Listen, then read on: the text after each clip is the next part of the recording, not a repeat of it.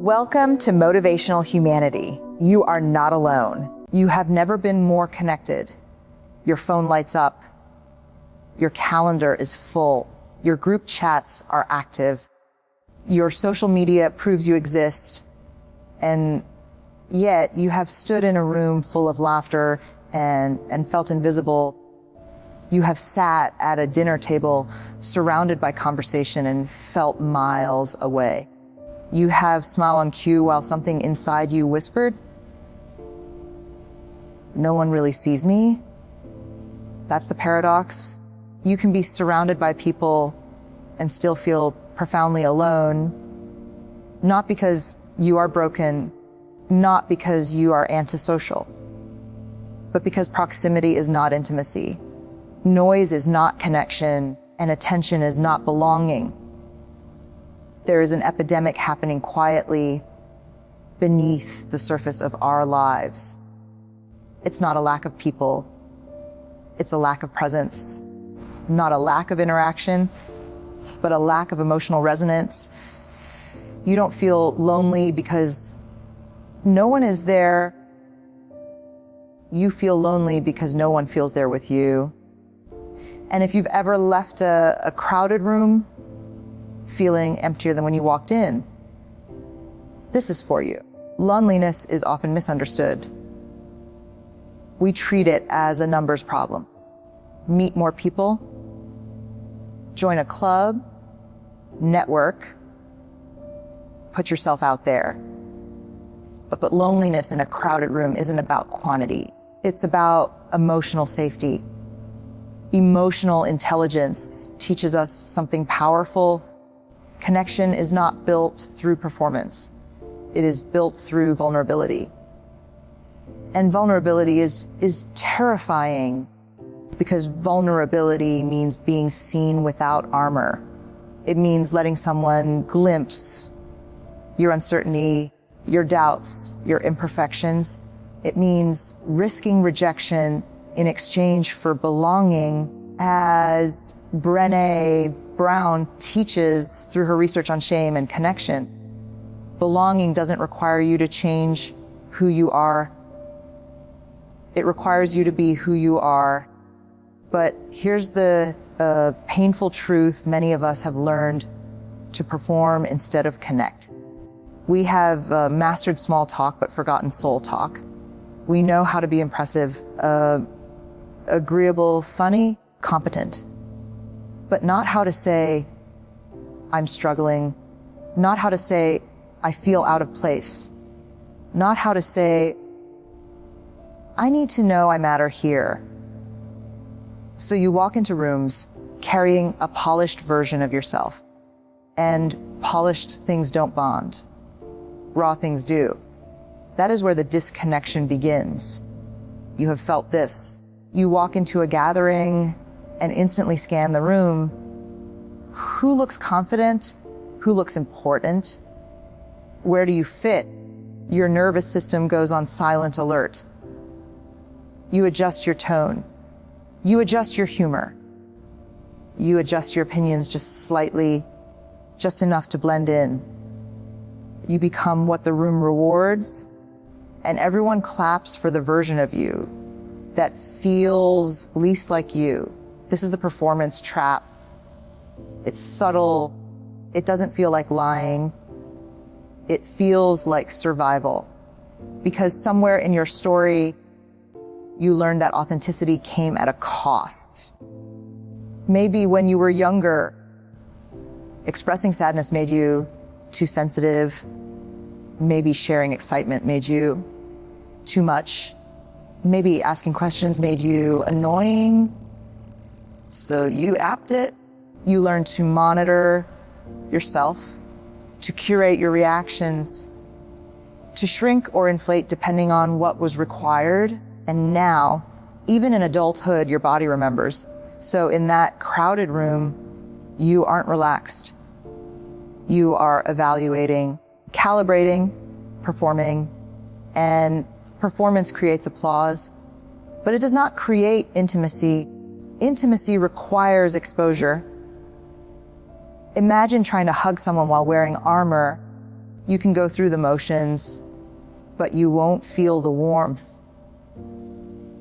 When you are performing, people may admire you, but they cannot access you. And the cruel irony is this: the more successful your performance, the lonelier you feel. Because you know they are connecting with the mask. And something inside you whispers, if they knew the real me, would I still belong? That whisper is the birthplace of crowded room loneliness. You have probably told yourself, I have friends, I have family. I shouldn't feel this way, but feeling lonely isn't about being surrounded by people who know your name. It's about being known emotionally. There is a difference between being recognized and being understood. You can have coworkers who know your role, friends who know your stories, followers who know your highlights, but do they know your fears? Do they know the thought you had at 2 a.m. last week? Do they know the quiet ache you carry when everyone else seems to be thriving? Loneliness grows in the gap between your external life and your internal experience. You sit there listening to conversations about vacations, achievements, weekend plans, and you nod, you contribute, you laugh. But internally you're thinking, does anyone here know what I'm really carrying? It's like being underwater while everyone else is breathing air. You can see them, you can hear them faintly, but there is a thin, invisible barrier between you. Here's what emotional intelligence reveals: connection requires emotional risk. And most crowded rooms are built on emotional safety contracts. Let's keep this light. Let's not get too deep. Let's stay comfortable. But the soul does not bond over comfort. It bonds over truth. You don't feel lonely because you lack interaction. You feel lonely because the interaction never crosses the threshold into authenticity. You long for someone to ask, how are you really? And then stay long enough to hear the answer. But often you don't offer that either, because you're afraid that if you go first, if you admit you feel disconnected, you will be the only one. And so everyone waits, waiting for someone else to be brave. Meanwhile, the room stays loud. The louder continues, and inside you feel quietly unseen. You have scrolled through feeds that promise closeness, pictures of laughter, perfectly staged outings, highlights of life that seem fuller than yours. And you felt that familiar tug, comparison, the creeping thought, everyone else is thriving, everyone else belongs, everyone else is seen. Social media is the ultimate paradox of our age. It connects us superficially while deepening our disconnection. You comment, like, and share. You send emojis to convey what you can't say in person. And yet the emptiness lingers. It's like shouting into a canyon. Echoes return, but no one actually heard you. You might even reach out to someone, texts, calls, DMs, but the responses are polite, curated, short. You feel acknowledged, not known, appreciated, not understood, because real connection cannot be captured in pixels or notifications. Here's the truth you already suspect. Authentic connection requires presence, not presentation. And the irony, we have mastered the art of being visible while remaining invisible.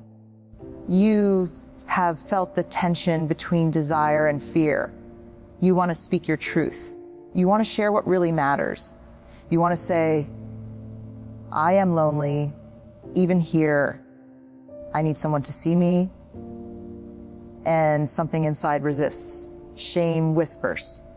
You'll be rejected. You'll seem weak. You'll be too much. But what if vulnerability is not weakness? What if vulnerability is the bridge between isolation and intimacy? Brené Brown calls it the birthplace of connection. When you step forward and allow yourself to be seen, without masks, without perfection, you invite others to do the same. You create a space where someone else might whisper their own truth. Me too. Imagine a room where every person lets down a piece of armor, where laughter is not a shield and small talk is not a substitute for presence, where honesty is not risky, it is sacred. That is not utopia. That is connection. And it begins with you. And you have the power to change your experience in a crowded room. It starts with noticing. Notice the moments when you feel unseen. Notice how your body reacts. Tight shoulders, racing thoughts, self-consciousness. Then choose courage, speak, even if your voice trembles. Share, even if your words feel awkward. Listen, not just to reply, but to understand, because the antidote to loneliness is not more people. It is more depth, more presence, more truth. And here is the subtle, radical insight. Belonging does not require everyone to like you. It does not require approval. It requires authenticity. You can be in a room full of people and finally feel at home in yourself. You can laugh, and not as a performance. You can talk, and not as a shield. You can connect and finally be seen. You have felt it. The pull to step back, to shrink into the edges of the room, to become invisible when the noise swells and the laughter cuts through like a spotlight on your solitude. You've seen others move effortlessly, their ease making your own self-consciousness heavier, as if every smile you force carries a weight no one else can see. And in those moments, the temptation to retreat is almost unbearable. But stepping out of the crowd is not surrender. It is not giving up. It is a quiet, profound act of courage. It is choosing to honor your own presence over the pressure, to perform, to be liked, or to blend in. When you step away, even just for a moment, you allow yourself to breathe, truly breathe. Your shoulders relax, your chest unclenches, your mind, so often scanning, adjusting, and rehearsing, finally has a chance to rest. In that space, away from the prying eyes and the chatter that demands your constant engagement, you reconnect with yourself.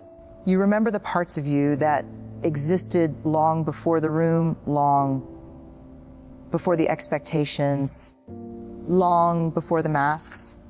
You remember the quiet voice inside that whispers your truth, even when the world hasn't learned to hear it yet.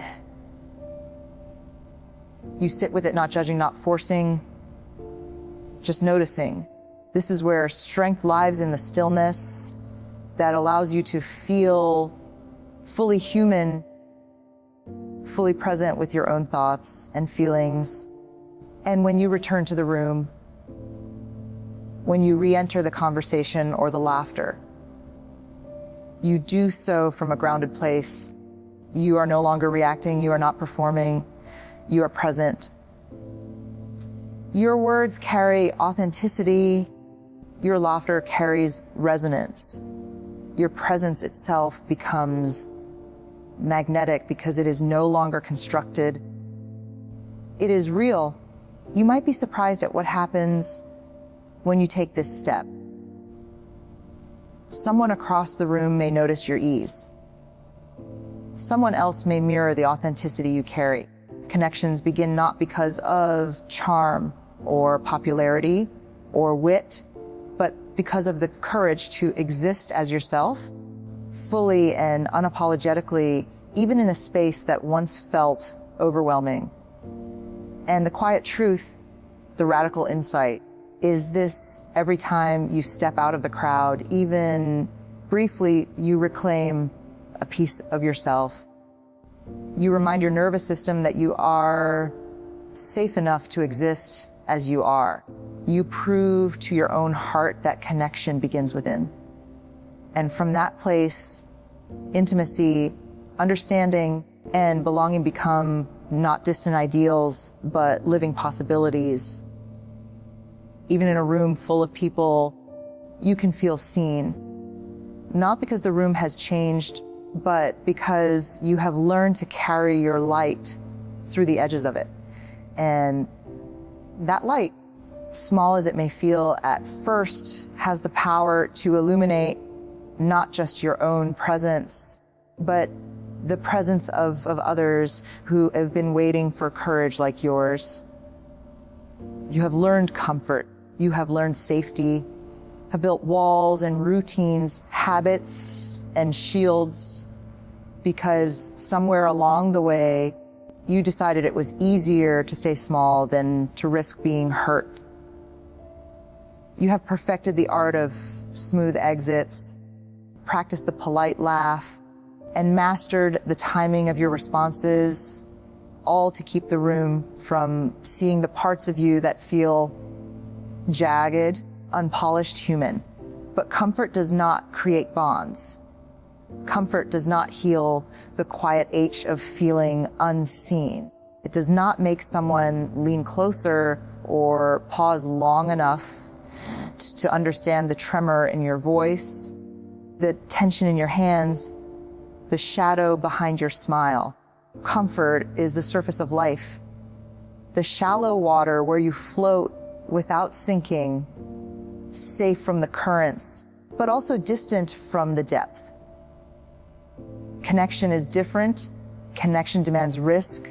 It demands leaning into the discomfort, the awkwardness, the fear of being misunderstood. It asks you to speak when your voice trembles, to share the thoughts that feel too heavy, the feelings you've been trained to hide. It asks you, let someone the cracks you've tried to plaster over, the stories you've tucked into corners, the shame you thought would destroy you if exposed. And it is terrifying. Your mind screams at you. They'll judge you. They'll reject you. You'll be too much. The familiar ache of past disappointments rises. Memories of being dismissed, overlooked, laughed at, or abandoned. But here is the truth your heart already knows. Vulnerability is not weakness. Vulnerability is courage. Vulnerability is the bridge between isolation and intimacy. Vulnerability is the quiet rebellion against the loneliness you feel even in a crowded room. Imagine for a moment what it would feel like to speak your truth without apology, to show the depth of your humanity without fear of being minimized.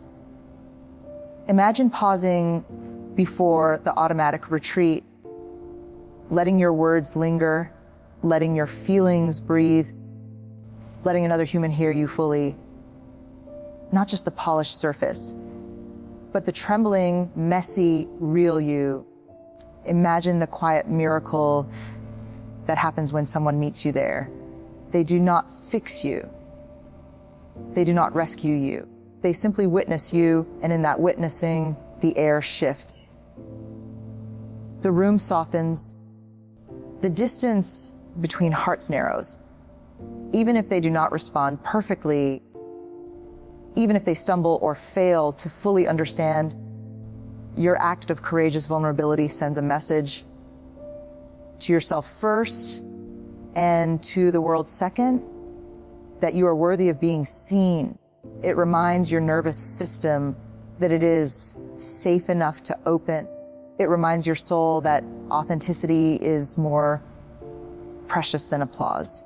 And it reminds the universe that your presence matters, even when the room is loud, chaotic, or indifferent. Every time you choose vulnerability over comfort, you claim a piece of your freedom. You step out of the shallow water of polite survival into the currents of human truth. You remind yourself that the most profound connections are not born from perfection, but from bravery, honesty, and the willingness to be seen exactly as you are. And in that act, something shifts, not only in the room around you, but inside of you. You carry less armor, you carry more light. You carry the possibility that loneliness can be softened, even transformed, by the simple, radical courage of being human. You have realized something profound. The room in which you feel lonely is not always around you. It is within you. It is the quiet, shadowed space you carry inside your chest, shaped by every moment when you were overlooked, dismissed, or told that your feelings were too much or not enough. It is built from old stories you were never meant to tell. The secret hurts you tucked away, the words you swallowed to keep peace or avoid judgment. That room, small and echoing, has been both refuge and prison. It has sheltered you, but it has also kept you apart from the very connection you crave. And yet, this room is not fixed. It is not permanent. It can be filled. It can be warmed. It can be lit. But it begins with noticing. You have to step inside and see the emptiness you've been carrying without shame, without resistance. You have to acknowledge the corners where doubt has piled up, the shadows where fear hides, the silence where longing waits. In this space, you begin to understand that belonging is not something granted by others. It is cultivated. You can fill this room with self-compassion, with recognition of your own worth, with the courage to speak your truth, even when no one else does. You can allow yourself to grieve what was never acknowledged, to celebrate what you often hide, to hold your own trembling hand and say, I see you. I hear you, you matter. As you do this, the outer world begins to shift. Rooms full of strangers or acquaintances no longer feel like threats or mirrors of your inadequacy. Crowds no longer echo with loneliness because you have carried your own presence with you. Conversations that once felt shallow can now touch you in small ways because you have learned to let yourself be touched first by your own acceptance, by your own courage. This inner room teaches you a radical truth. You do not need permission to belong. You do not need to earn visibility or approval. You do not need someone else to validate your existence. When the room inside you is full, luminous, and tender, you become a beacon. And in that presence, other hearts that have been wandering, other souls that have been lonely begin to respond. It is not magic. It is practice. It is showing up for yourself, even when it feels awkward or uncomfortable. It is carrying your own humanity into every space you enter, even crowded, even noisy, even indifferent. And in doing so, you realize something extraordinary. The disconnection you once felt in rooms full of people begins to dissolve because you are no longer waiting to be seen. You are already fully here. You are already fully enough. You are already home in your own presence. And the quiet miracle is that the room you carry within can transform every room you ever enter. The loneliness softens, the fear subsides, and even in the midst of noise, even in the swirl of laughter and movement, you feel something rare and sacred belonging. Not granted, not earned, but chosen by you. So the next time you enter a room full of people and feel the familiar pang of isolation, pause, breathe, ground yourself, notice your armor. Then let it soften. Take the small, courageous step to reveal even a fragment of your truth, because someone in that room may be waiting for the same. Someone else may feel unseen, and your courage, your vulnerability, could be the spark that ignites connection. You are never meant to feel lonely in silence. You are meant to be seen. And it begins with being brave enough to let yourself be